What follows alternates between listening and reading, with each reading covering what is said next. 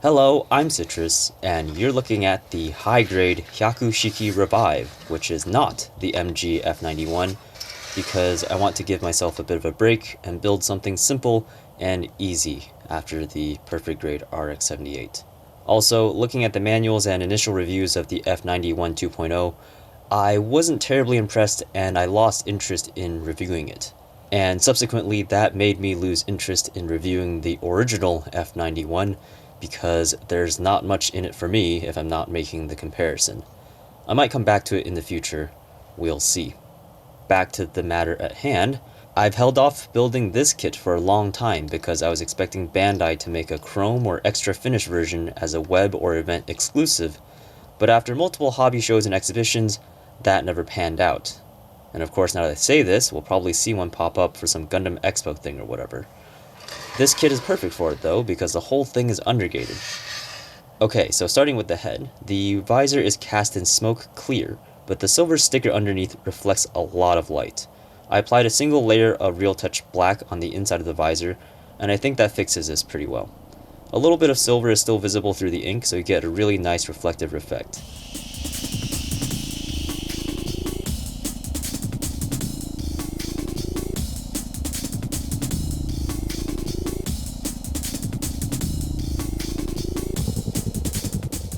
Moving on to the torso, there's nothing special going on in the chest.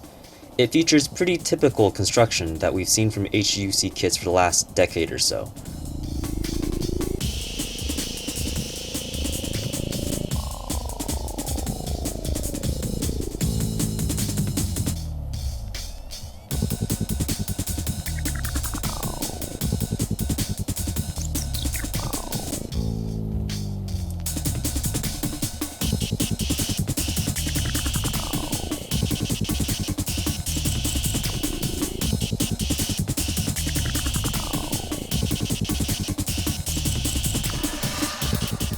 The waist is the standard Revive design, so nothing much to say here. Its construction is simple and effective, and the articulation is pretty good as well.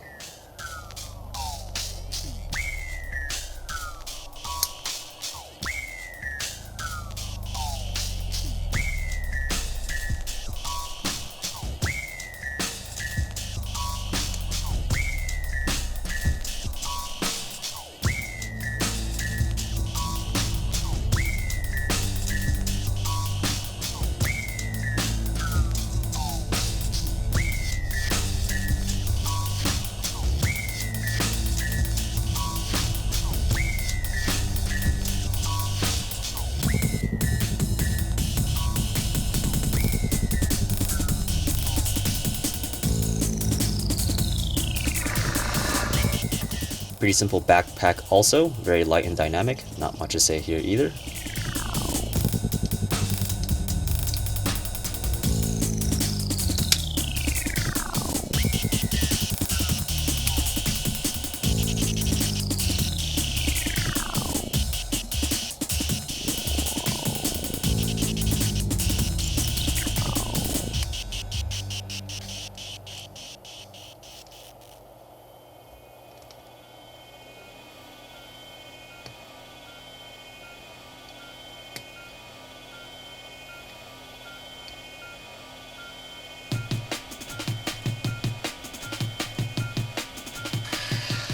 Now, the arms are pretty cool. We start with the shoulders, which feature master grade quality construction. Some of the red is missing, but it looks alright without it. I would have loved to see this level of color separation on the HGUC Nemo, which substituted all of its red parts with stickers instead.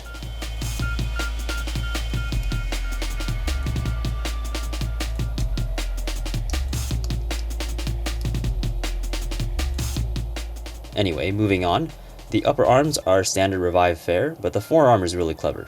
The parts density is really high, and the red parts take care of the tubes and circle details, so no painting is necessary. Just a little bit of gray is missing, but coloring that in is pretty easy.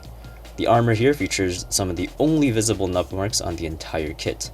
Unfortunately, you can't get rid of them without painting because they're symptoms of the metallic injection process.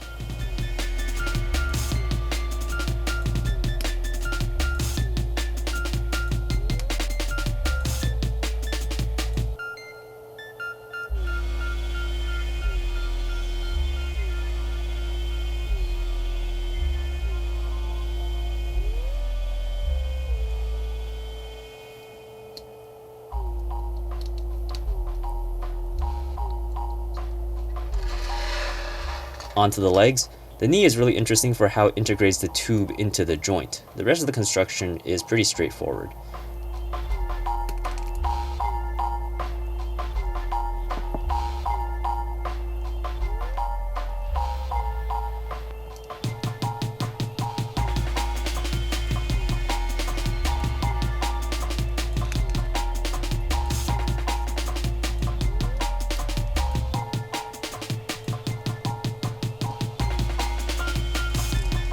I hoped the lower leg would do something interesting with the piston, but no such luck. The calves have little red inserts for color accuracy though.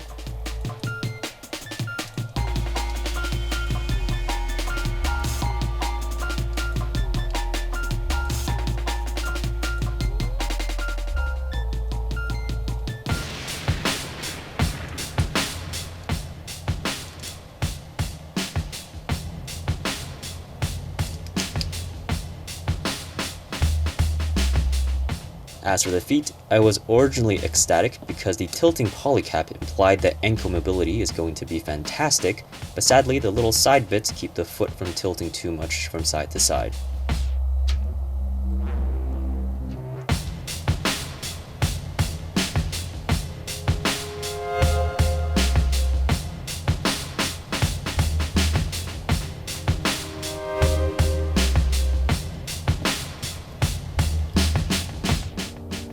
Alright, so after we pop the legs in, here's the completed Hyaku Shiki.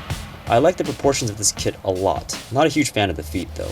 I much prefer the flatter shape from the Delta Gundam or Delta Plus, but I don't think any official interpretation of the Hyaku Shiki ever featured that design. Anyway, this was a very satisfying build. For the modelers watching, this kit has absolutely zero seam lines to take care of, so painting this up should be a cakewalk. I'll be back soon with a full review after some top coat. Until then, thank you for joining me, and I'll see you all next time.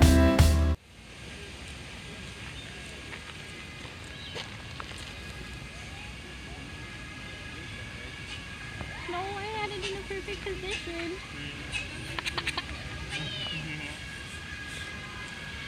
Zeta's best.